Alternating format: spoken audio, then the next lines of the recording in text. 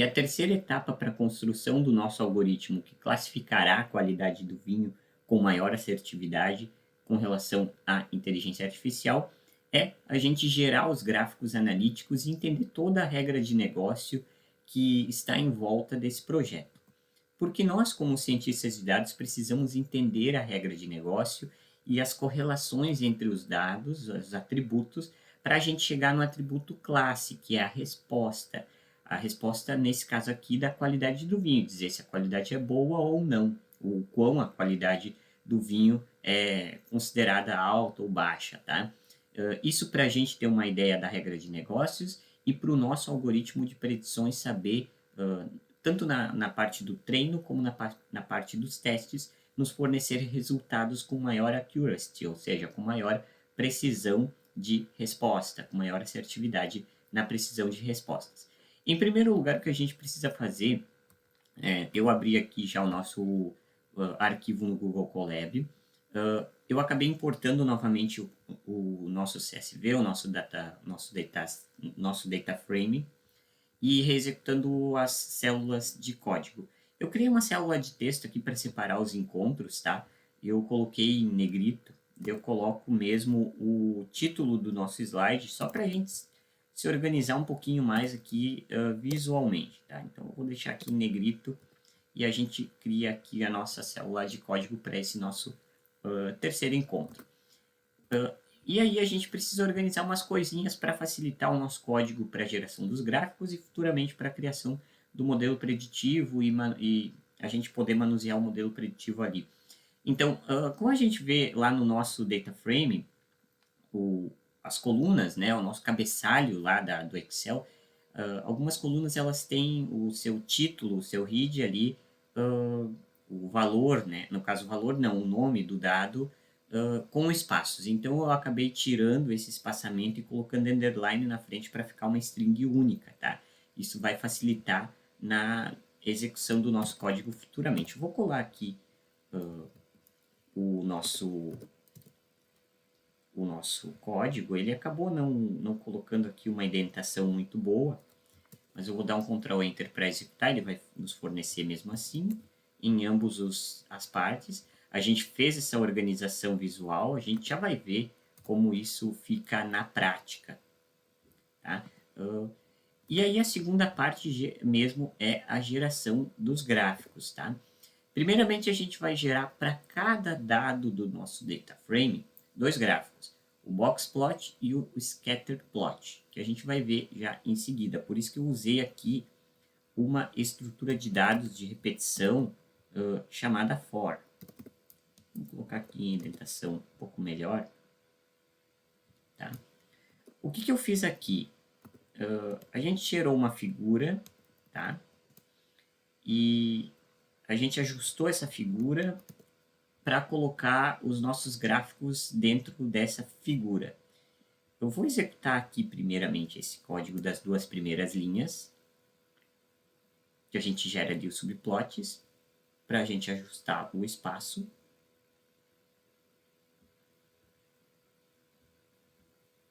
Tá? Ele gerou aqui a nossa figura. E agora eu vou pegar todo esse código aqui e vou dar um Ctrl Shift Enter para executar. Que daí ele vai entrar nessa nossa figura ali. Você viu que ele gerou os gráficos sem os dados, porque a gente vai colocar os dados ali através da estrutura de repetição form, onde que a gente vai percorrer o nosso data frame e a gente vai preencher esses dados ali com o que? O AX1 e o AX2. O AX1 é esse nosso primeiro gráfico aqui. A gente pode colocar nesse formato. Tá? E o AX2 é o que a gente referenciou no segundo gráfico. Para a gente conseguir visualizar melhor, eu posso abrir essa imagem numa nova guia, que é uma imagem grande, porque para cada dado no nosso dataset, para cada tipo de dado, né, a gente comparou os valores em gráficos visuais. Claro, que é isso, aí vai levar um tempinho para você estudar a regra de negócios, mas essa é a parte mais importante do cientista de dados do Big Data. Análise de dados, tá? Os dados, eles já estão tratados. Como eu disse no encontro passado, esse nosso data frame, ele está muito bom com relação ao tratamento de dados. Por quê? Porque a gente não tem valores faltantes em branco, tá? Eu coloquei ali em comentário para a gente já ter uma ideia da organização dos nossos dados. Não há valores nulos, em branco, então a gente não precisou tratar essas lacunas lá no nosso Excel, no nosso código, no nosso data frame. E também você vai perceber que não há outliers. O que é um outliers? Que são dados com muita discrepância, muito diferenciamento entre os demais. Por exemplo, digamos que no seu data frame você tenha um conjunto de 1 milhão de dados, onde que a média deles está ali de 0 a 10, a média está entre 6 e 7. E do nada aparece um ou dois dados que o valor é 0 ou 1. Então, existe muita diferenciação entre esses dados. E a ideia da gente desenvolver um data frame com os dados tratados é que isso não ocorra, essa discrepância, essa diferenciação tão drástica, tá, entre os dados. E o objetivo disso é a gente normalizar, é a gente tratar esses dados para que eles fiquem numa faixa de valores, uma faixa média de valores, tá, um intervalo mais contínuo, menos esparçado entre si, tá bom? Então, nesse nosso caso aqui, a gente não tem nenhum problema, porque o nosso data frame está todo muito bem organizado, não só com relação a dados faltantes, dados nulos, ou tipagem de dados diferentes, tá? Tá tudo organizado com relação a isso, e também a gente não tem esse problema de outliers. Aí a gente vai fazer só uma análise rápida, tá? A gente não vai tirar nenhuma conclusão, mas o objetivo aqui é que você pode pausar o vídeo aí e tirar suas conclusões, que você anote aí, pode ser num bloco de notas, qualquer coisa. Anote as suas conclusões dos gráficos que a gente executou aqui. Porque a ideia não é só executar os gráficos, gerar os gráficos. A ideia é que a gente tenha uma análise estatística para a gente tirar conclusões exatas daquilo que a gente pesquisou e daquele data frame que a gente tem, tá?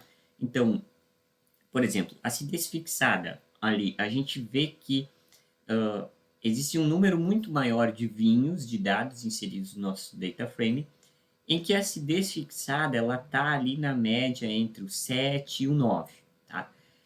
Então você pode colocar num bloco de notas lá a sua conclusão, né?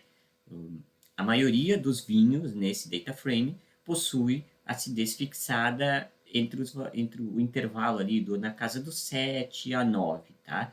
E a gente tem ali uma dispersão, ou seja, o que está menos provável é de que a acidez fixada seja dos 12 para frente, tá? Então, dos 12 para frente, o menor número de vinhos no nosso data frame. Então, a gente fez para cada dado, para cada tipo de dado no nosso data frame, ambos os gráficos, o box plot e o scattered plot, tá? Que a gente consegue... Os dois trazem as mesmas informações. O box plot da esquerda ele só traz isso de uma forma mais simplificada. A ideia é de que você veja as coisas em detalhes no gráfico da direita e consiga trazer as conclusões de uma forma mais simples para esse nosso gráfico de box plot na esquerda, tá bom? O da direita ele traz mais detalhes, o da esquerda ele traz de uma forma um pouco mais simples. A mesma coisa da acidez volátil. A gente vê ali então que a maioria dos vinhos eles têm acidez volátil ali na casa do 0,4, um pouquinho mais do 0,6. Você consegue ver isso no gráfico da direita. No gráfico da direita, inclusive, a gente consegue mensurar a qualidade. E a gente percebe que a qualidade ela se encontra num nível maior, a gente tem em números, a gente vai trocar isso até o final do encontro. A qualidade mais alta, ela está ali, a acidez volátil na casa do 0,3 até um pouquinho mais do 0,4. Mas a gente não está mensurando isso no gráfico da esquerda, a gente está simplesmente pegando o maior agrupamento de dados, tá? Então, o maior agrupamento de dados ele está aqui entre o 0,4, tanto faz a qualidade. Se a gente não colocasse qualidade, só mensurasse ali com as bolinhas, que são cada dado, é uma bolinha, nesse caso o gráfico da direita, a gente veria que a quantidade de bolinhas, no caso, elas ficariam muito mais densas ali com relação às colorações do 0,4 até o 0,6, que a gente consegue ver ali com qualidades separadas, tá? Mas o agrupamento é muito maior nesse intervalo. E a dispersão, né, a falta de dados, é muito maior ali quando a gente pega do 1.0 para frente, que a gente vê que tem bem pouquinhos dados, o gráfico ele está todo na casa aqui em branco, tá? A gente tem poucos itens ali, poucos dados nessa questão. E a gente faz uma análise para cada uma desses nossos atributos, tá? Não, aí inclusive relacionando com o nosso atributo classe, a nossa resposta qualidade aqui. Então, principalmente nesse gráfico da direita, a gente consegue tirar algumas conclusões. Por exemplo, quando a qualidade é maior, o que determina maior qualidade com relação à acidez volátil? Então, você consegue tirar essa conclusão aqui, né? A qualidade é muito maior quando a acidez volátil do vinho está no intervalo entre, na casa ali do 0,3, passando um pouquinho do 0,4. Se a casa do 0,3 ao 0,4 traz vinhos de qualidade maior, vinhos de qualidade menor seria o contrário?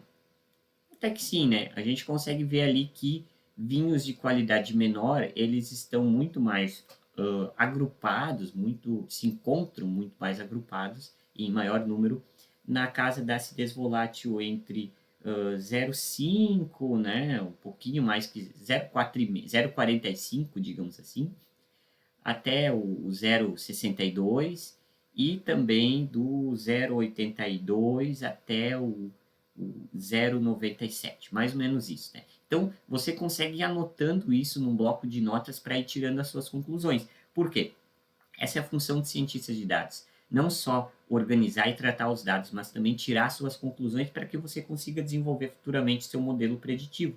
Você precisa dessa regra de negócios para desenvolver um modelo preditivo. Você precisa ensinar a máquina a tirar essas conclusões por si só, mas você precisa saber antes disso, dessas conclusões, para que você consiga ensinar a máquina de fato, tá bom? Então, isso é uma etapa muito importante, eu vou apagar aqui a nossa imagem, da geração dos gráficos. Não só conseguir gerar os gráficos em si, mas tirar as conclusões em cima desses gráficos. Os gráficos servem para isso, tá? Caso contrário, não seria necessário a gente utilizar gráficos aqui. Então, os gráficos eles servem para a gente conseguir encontrar as conclusões de uma forma um pouco mais visual, um pouco mais simples e organizada. Esse é o real objetivo de um gráfico.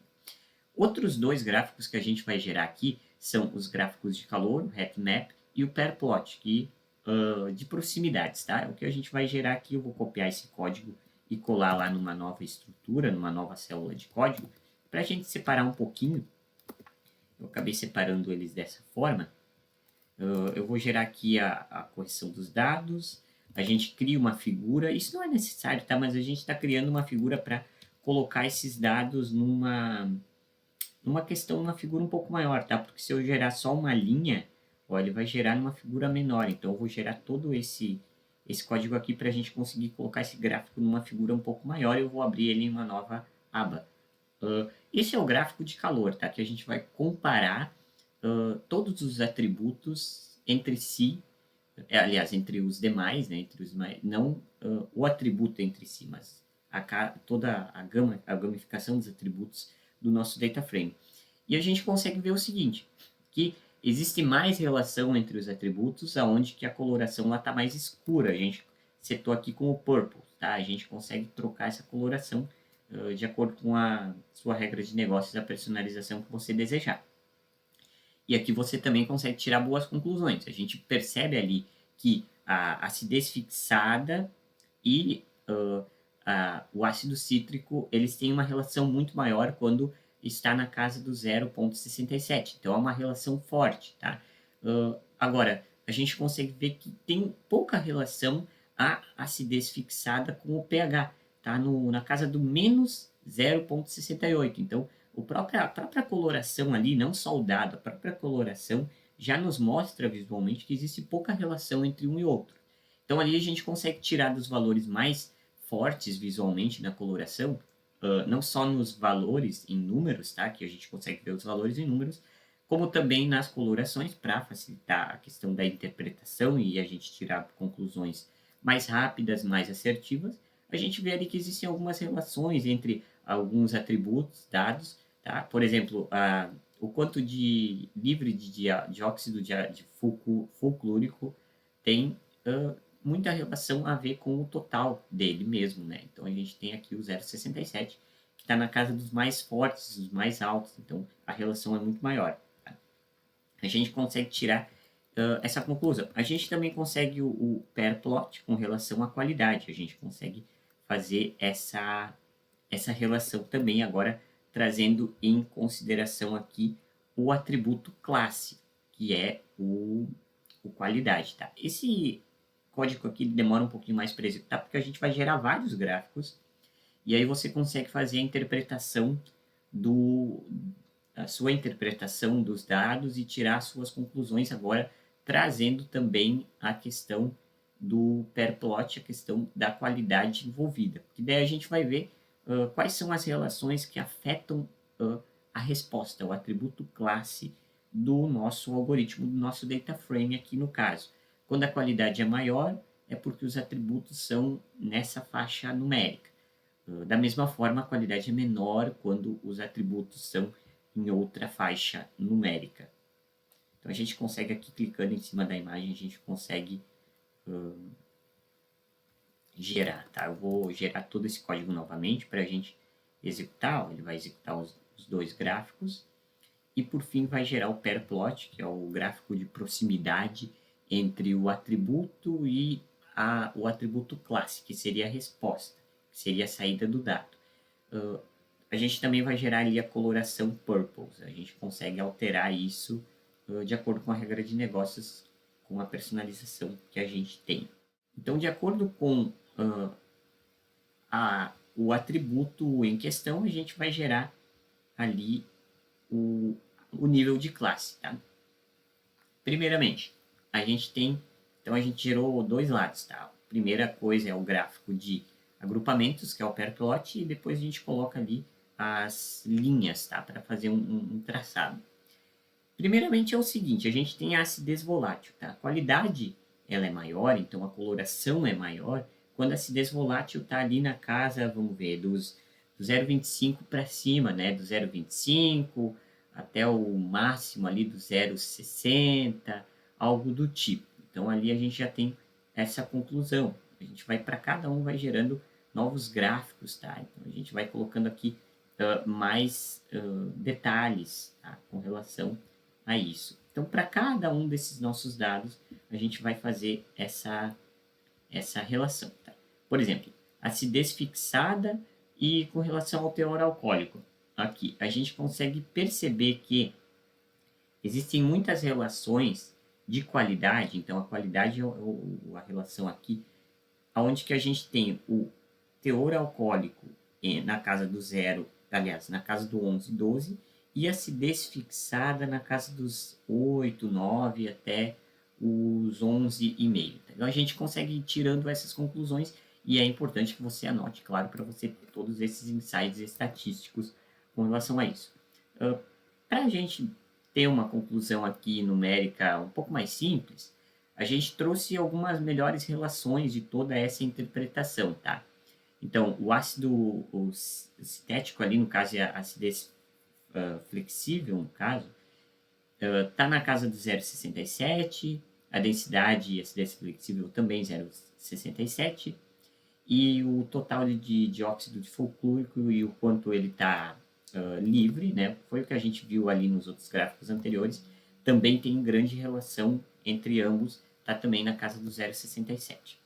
Então, todos esses insights estatísticos você precisa anotar para você tirar conclusões da regra de negócios do algoritmo que será criado, daquela regra de negócios, não só do data frame, como também para aplicação futura no algoritmo preditivo de classificação. E antes que a gente consiga, de fato, construir esse nosso algoritmo, agora que, supondo que a gente já tenha as conclusões da nossa regra de negócios, a gente pode ter visto ali, até trazendo o próprio data frame, a própria tabela de Excel, que a qualidade ela está numérica, tá? Ela está de 3 a 8. Mas a gente não quer isso, a gente quer respostas mais humanas, digamos assim, mais humanizadas. Então, a gente vai trocar os números por labels, por rótulos. Então, quando a qualidade, o atributo classe, né, que é a resposta, for 4, 3 e 4, a gente vai classificar esse vinho como bad, como um vinho ruim, qualidade ruim. 5, 6 middle, qualidade mediana, e 7, 8 como de boa qualidade. Então é o que a gente vai fazer aqui. Então a gente vai trazer primeiramente os nossos dados. Eu vou apagar aqui a nossa imagem. Tá? Então aqui a gente vai fazer esse último tratamento. Aqui vamos organizar um pouquinho. Primeiramente a gente vai trazer os valores únicos. Tá? A gente não vai, a gente vai trazer, vou executar essa linha aqui para a gente saber qual é, eles não estão ordenados, tá? Mas qual é a faixa numérica das respostas do atributo classe que a gente tem desse data frame em questão. Então a gente tem o intervalo entre 13 e 8. E que bom isso, né? A gente vê que é tudo, não existem valores faltantes, não existem discrepâncias de outliers, e também, nesse caso não importaria outliers, mas a gente vê que os dados eles estão no mesmo formato, tá? Inteiro de 64 bits, o que é bacana. Então a gente consegue fazer uma transformação aqui. A gente vai então transformar os valores, atribuindo rótulos a ele, e aqui eu vou colocar só um head para a gente ver se, para a gente ter uma ideia visual se foi aplicado na prática. Então a gente tem o nosso Excel aqui, o nosso data frame, o nosso conjunto de dados.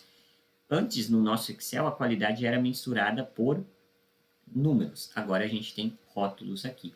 Então, a gente consegue agora humanizar um pouco mais esse nosso data frame, dizendo a qualidade é boa, mediana ou ruim, tá? De acordo aí com os valores. Os valores numéricos, eles não importam mais para a gente no resultado final visual, só para o algoritmo em si, tá bom?